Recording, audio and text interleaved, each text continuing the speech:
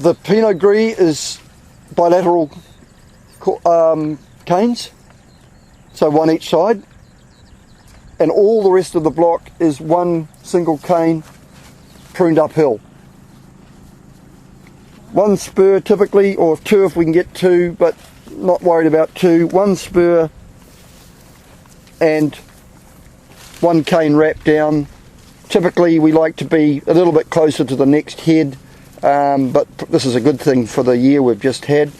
But we'd typically try and come to within 150 of the head of the next vine, and we should cut through the bud, the end bud, to ensure we don't get a whole lot of shoots at the end here that could clutter up the head of the next vine. Do you prune uphill because of prevailing wind? It was set up, that was the way it was set up originally, to prune uphill. I think the whole idea of pruning uphill was to get the vines to force pressure uphill to get more even bud burst. I believe that's the theory. I don't particularly think it's a good theory, but that's the theory. And yeah, I mean, you can do it one way or the other. We'll just keep going it because the vines are sort of conditioned to being trained uphill, so we're going to continue in that mode. Yeah, I mean, as you can see, they're not big, massive bull canes. We've got some quite nice canes to wrap down, but they're not massive, so the vigour is not there, not excess vigour. We've got good cane lignification from the harvest. Look at that, that's fantastic. You've got really nice lignified canes in most cases. And look at that, that's 15 years old. You know, if you went down to the heavy country and looked at a sav vine 15 years old, that'll be 3 times the trunk diameter. And that's got to do with the planting density and the soil, obviously, that sort of vigour, or lack of. As you can see, somebody who planted this got it a little bit wrong, but however, it's supposed to be a metre by a metre here by 1.9 metres wide. Yeah, I mean, a vine like this, folks, you know, that's probably a little bit weak. What would you do to it? What would you do to it this year when you prune it? Because it isn't strong. It's okay, but some of these shoots are pretty weak here, aren't they? Along here. Yeah. What would you do? What would be your instinct when you prune this? Then potentially look to wrap down a different cane, maybe. You'd certainly choose a nice healthy cane, and you've got one there if you want to go up a bit higher, or this one here is quite good. But how many buds would you lay down? 2 or 3. You wouldn't lay down as many buds. You wouldn't bring it right up to here, bring it back to here and give the vine a chance to recover. Yep. Do you when you prune, I don't know, what's the frost risk like here? Do you leave a spare one just in case you get a frost early in the spring or something like that? We don't really have frost risks here. Okay. No. Being in a Well, you know, back where we were at the shed, yeah. That bottom corner there by the toilet, the portaloo, just there we can get tickled, and we did actually get tickled last year, just a touch. We lost, it was just as well actually, we'd had more crop. All we need to turn on the barbecue down there, I guess. Yeah. What I'm trying to say to you folks is that if you look at that cane that was wrapped down and you look at the vigour of it overall, you might want to consider coming back a bit to give that vine a bit more chance to develop itself and strengthen itself. Keeping on wrapping down full canes when the vine's weak is not a good idea. You've got to think a little bit about what you're doing in the vineyard. But however, Look at the cane distribution, it's like perfect. Yeah, that's called shoot thinning, which got better as we fixed it. Is there any reason why, like, I've never seen Pinot Noir cordon trained. Is there any reason why that is, or just haven't seen enough vineyards maybe? But is it possible for Pinot Noir to be cordon trained? Oh, like spur prune. You mean spur pruning? Yeah, Yeah, there's a lot of spur pruning in Pinot. Yeah. Right throughout New Zealand now, Okay. there's a stack of it, more and more, because it's cheaper. Yeah. I'm not going to get into that discussion because it's an interesting one, but I wouldn't be adverse to spur pruning parts of the block just to see how it looks. Have you dealt with spur prune Pinot fruit before? Or? Yes. Yeah, and do you have thoughts? I have thoughts on spur prune Pinot as I think you need to hang it a bit longer. I don't think the phenolic ripeness is as strong as cane pruning, but that's just my general observation without any scientific background or backup. A vine like this is a classic case of wrapping too long a cane down. Yeah. That needs to be wrapped down to about there somewhere this year from that one or possibly that one. They're the only two possible candidates, and just wrap it down to about here somewhere and give that vine a chance. That was probably a replant that's still building up. Other than that, it's quite straightforward. One of the factors I think you've got to be very aware of, you can see there's doubles here that were missed.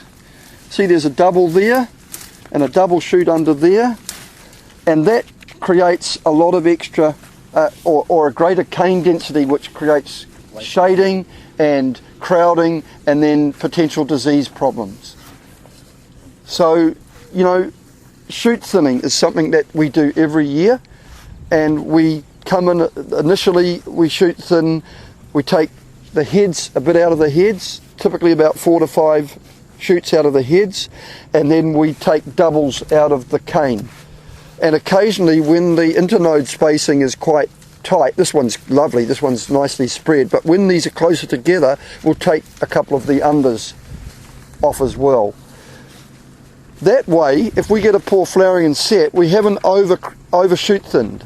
If we went through and shoot thinned hard on the heads, doubles and a hand span between shoots right through the block, and then we get a poor flowering and set, we're probably not going to meet our target tonnages. So we go in, well, I call it $1 each way, if you can use that sort of term. We go in and shoot thin, but we don't shoot thin as hard as we could, and then we'll adjust the crop post set. And it's a more expensive approach really, but it's safer in the sense of getting the crop that we want. If people can understand what I'm on about there. Yeah, so probably not a lot more I can say. Are there any further questions at all that I got a question before we were talking about frost risk. Don't you have frost risk because you're in a hill, so the frost roll down here? Pretty much, you know, these are slopes, the frost disappears off onto the valley floor. So those guys down there are going to have frost. We've never had a frost risk until the next door neighbour put a wind machine in at the front of his property just here. Yeah, so He blows cold air back up, and that's why we get a little bit of a tickle up on that lower corner. Just put a fan on top and just blow it back. Sugar in his fuel tank works. Never done it, of course, but I'd be very tempted. Talking about neighbours and being nice to them yesterday. Oh yeah, no, we get on very well. We get on incredibly well. We have had that discussion, but he says, well, I have a right to farm, which is of course completely correct. He does. And he has a right to protect his vineyard, and he got badly frosted last year. Really badly. He lost nearly a third of his vineyard to frost. But he had a big crop on, so it's no big deal.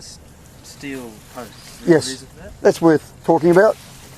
If we had our time again, we'd probably have gone wooden. They're holding up pretty well, but they're not the most robustly designed posts. They're better. It was all about economics, pretty much, the decision made. You'll notice these caps too. Why do you think these caps are on here? Stop the net from snagging. Yeah, nets, over-row nets. If you take that out there, the nets can get hooked around these quite badly. Typically the nets will sit on top of the canopy because your trim height's going to be just above your post height, but these are pretty essential. Well, that's what I was going to ask. These they're quite short in height, so do you get the sprayer in here once you put the nets on? No, you can't spray. You don't spray? No, Yep. no.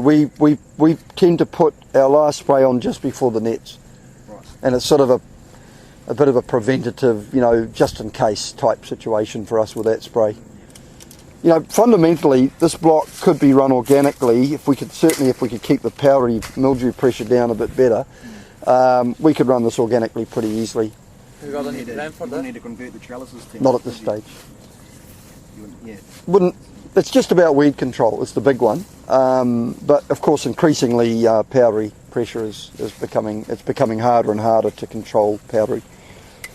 Do you maybe, I don't know, maybe like take the nets off a couple of days before harvesting and put a lunar sensation or something like that on? We'd come in and drop the pot fruit. And And also because we're hand picking, we can, you know. You can select it quite easily. How many bunches do you reckon we dropped on the ground this year? After all that rain we had? Not a lot. Do you know what, there's been more betrayals in this block this year than I've Yep, seen previously. yeah, that's right. Like we dropped more Yeah, fruit this year. Correct. And we Out of the picking bin. and we probably had way more rain in January, February and March than we've ever had for years and years too. And the So- timing with the Pinot of the rains this year was Oh, not ideal. Not ideal.